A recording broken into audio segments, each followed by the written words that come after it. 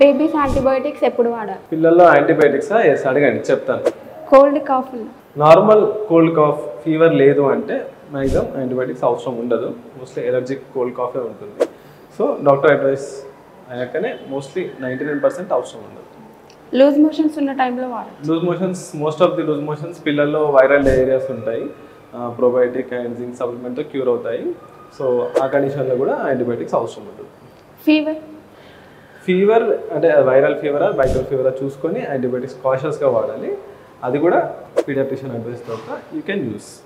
Vomitings అయ్యే time, only vomitings అవుతున్నాయంటే ప్రతిసారి యాంటీబయాటిక్ అక్కర్లేదు. So anti emetic vomiting medicine use చేస్తే సరిపోతుంది.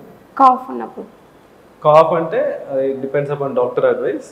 అంటే కాఫ్ ఇన్ఫెక్షన్ వల్ల వచ్చిన కాఫా లేదా అలర్జిక్ కాఫా చూస్తారు డాక్టర్, చూసి అడ్వైస్ చేస్తారు.